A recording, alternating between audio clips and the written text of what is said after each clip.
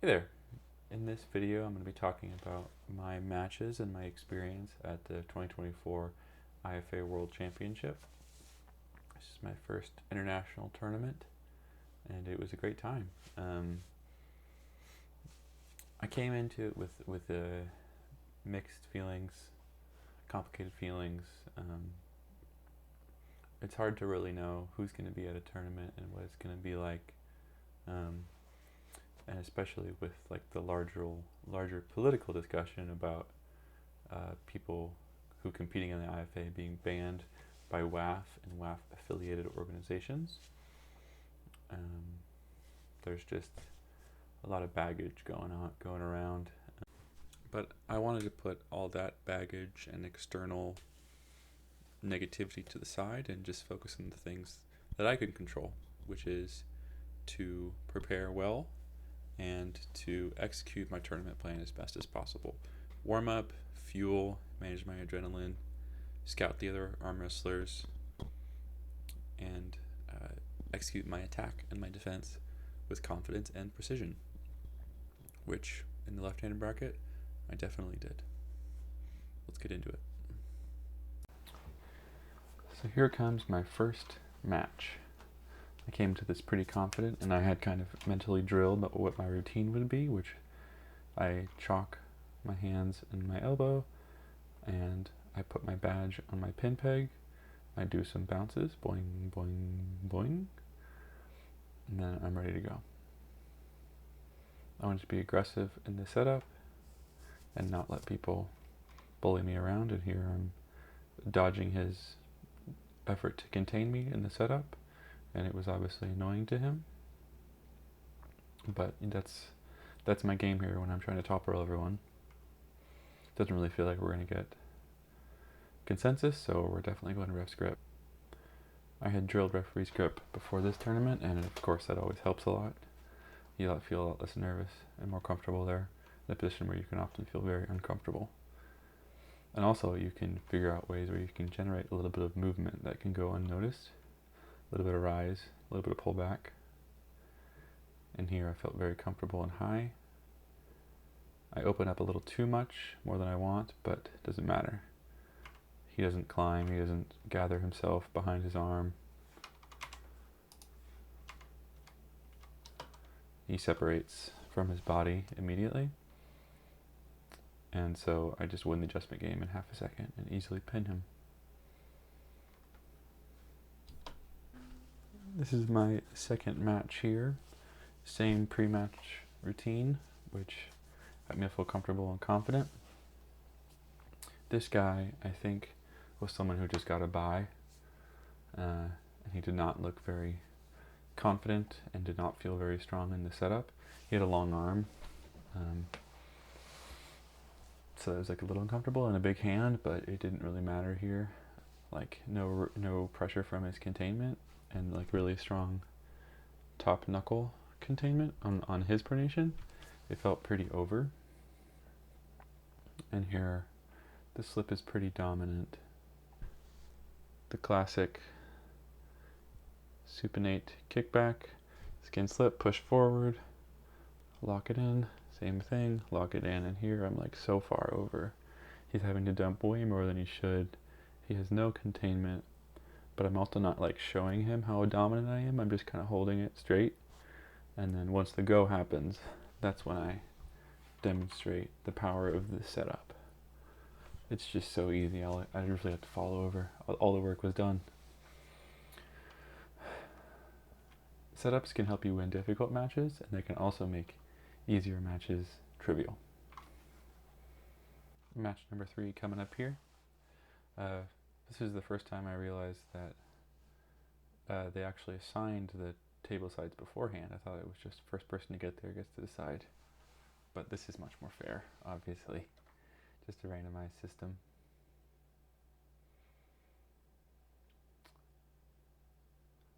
Don't know why Sean threw it on the ground there. No, the refs were upset about that. Anyway, this guy is set rolled up as a super dumped low-hander, but was not like taking away my depth, which is just like It seems silly because a big part of low handing is you're making a concession in terms of knuckle height, but as a result, you should be able to take away the depth of your opponent. That's like you trade that for that in the hopes that it makes you win more. But here, he gave the concession but didn't reap the rewards of it, and so I could just set up pretty confidently with like a high posting top roll. And I don't even really hit back. I hit side first because I know that I can just turn his hand, and then I can hold my back pressure as he tries to escape and just fall through the top roll. This is like a classic Jacob Abbott thing. Like he is really good at beating low hand top rollers because his posting top roll is so strong in this particular way where he gets that high knuckle containment and just like perfectly exposes the weaknesses of the low hand. All right, here we are, the big match with Adrian. So Adrian was the tournament favorite because he won the European tournament, the European Championship, and I had been marking him for a week or so before, and then also watching him at the tournament, trying to analyze his style. He's a very strong flop presser, very explosive off the hit. Doesn't really do a ton after the hit occurs. He had a weird match where he was stuck holding the flop out of the strap and just not slipping. It seemed like very foolish. And I'm trying to use my learnings from pulling Gage Jordan, who's similarly a left-handed, really strong presser. And the key insight with pulling him was challenging with side and with cup on the hit, and then going into your back pressure lock. Because if you just do a back pressure like outside like this, they are going to fill that in their lane's power, going down through your back pressure, and they're probably going to be stronger there. So what you have to do is you have to lessen that power by getting them out of their shoulder on the hit, and then resorting to your lock, hoping that the angle changes, that they're going more this way instead of more down like this. Still haven't felt his power, but I know what to yell at him about. Yell about his shoulder being square, yell about the center of the table, and make sure that I don't let him get a ton of depth across with his bone. And he catches me off guard here, and it's a false start. Lucky false start, honestly, that woke me up. I got a challenge side. Got to hit to the side. And I get the hit on it. Boom. And that changes the static point of where the flop hits the back pressure. It is more advantageous for me, enough to stop his power. He's crushed everyone in the strap today. So, same thing as before, but we're in ref script, and I'm doing a little bit of lifting, a little bit of pulling back, just a little bit as we're going. Not a huge amount, but I get away with some of it. And he's closing first, so I know I got to pull back a little bit into his hand, and then hit across, and I hit across, and that allows his sticking point to be more into my frame than into my bicep. So here we go, we're fighting. He's really strong there. When I try to readjust there, he really fills the space well. And so here, I'm kind of stuck. I know that eventually I have to move into a press, but the adjustment to the press was fought off by him originally, so I know that I have to make smaller adjustments farther away from his side of the table. So go all the way over here to the right side of the pad, and then try to rise a little bit. Go all the way over, and then try to rise a little bit. And then here I get enough rise that I can confidently turn my shoulder with the internal rotation to get it into my press lane and get the pin. Yeah, this was such a fulfilling match. This is the kind of match that you go to tournaments for. People are redlining for 20 seconds that feels like 5 minutes. and it's a chance to implement all the lessons you've learned, but on stage, like in a real match. Can I apply my understanding of advancement and transition in arm wrestling to beat the strongest guy at the tournament? Can I keep my composure? Can I stay patient? Can I breathe? And can I believe that I'll beat him here? Which I did.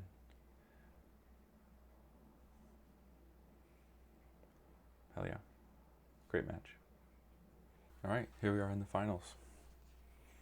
So I got to rest for 3 hours before this, which I normally don't like, but here I kind of liked it because I knew we had one match, and I kind of knew how long it would take before the match would start, which is important for my warm-up process.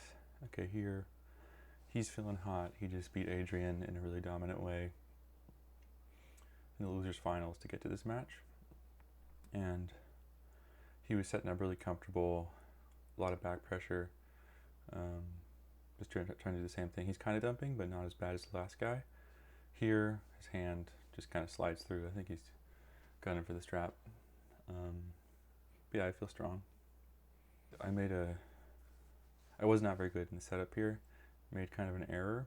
Made an error where he gets the really good like supination climb, and then I don't ever take it back really. I kind of like trick myself into thinking I have a good setup, and he's also kind of tricking me by not really like pulling really hard into the connection he has. But he's really set here, and it let him get a real strong side pressure hit, which I didn't challenge really very well.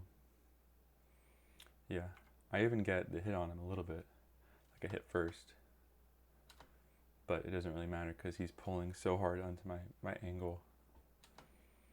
Yeah, and he's psyched, obviously, but he kind of celebrated a little long, and he's kind of rude, and I actually pushed his arm down here, kind of look at him like, yeah, you did good, but just chill. All right, and here we are in the reset grand finals, coming with some bounce here. I kept to my same routine though. Even though I had just had my first loss, I kept the same routine and went back to the things that won me the matches, which is crafty setup, getting what I want, frustrating with no load, keeping my shoulder in strong, and dominating with my hand.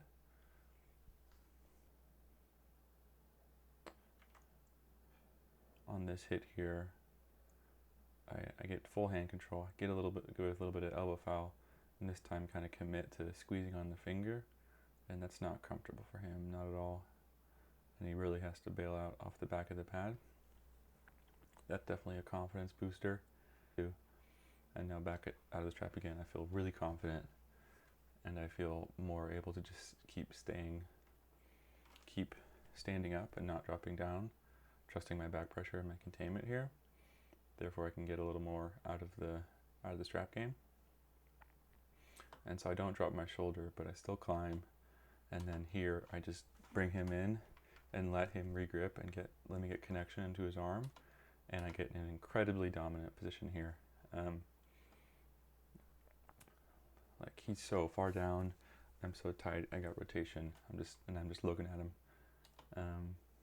Go for a little top roll to get out, and he slips out. Like, it's ugly, but I think it's a fair slip after I've watched it a few times.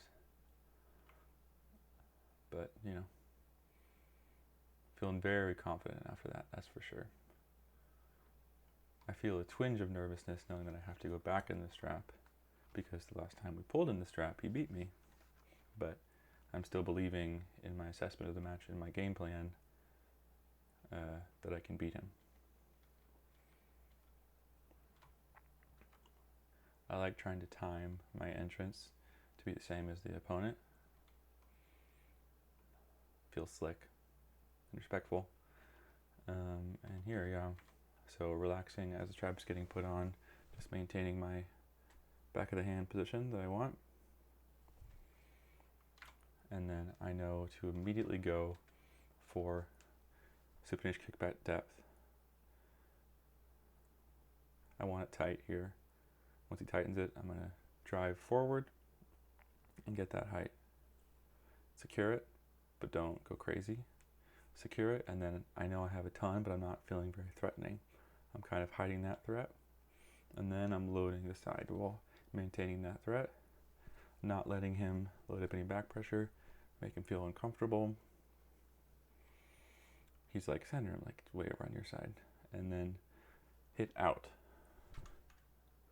And I'm able to completely contain it, and there I know it's over. It's done at this point. I love that I had a moment of some presence like that, where I was unafraid of losing, and I was able to just luxuriate in it consciously.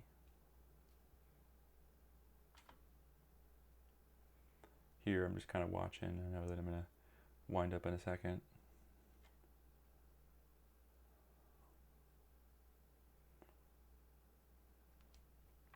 Yeah. And then first priority, show respect for the opponent, and then celebrate.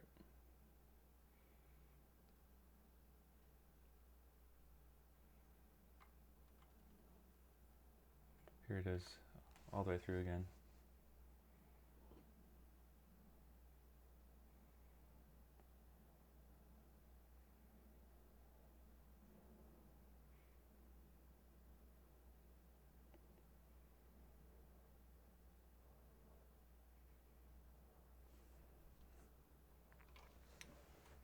Hell yeah.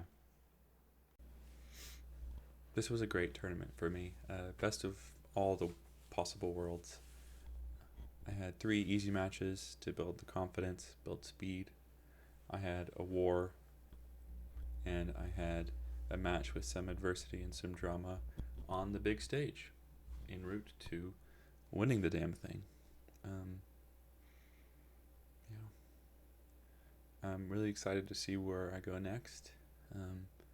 Right now I just want to kind of focus on some internal things, some improvement, some healing of little injuries and stuff, and just becoming strong, because even though I've reached this local peak, there's still so much farther that I can go.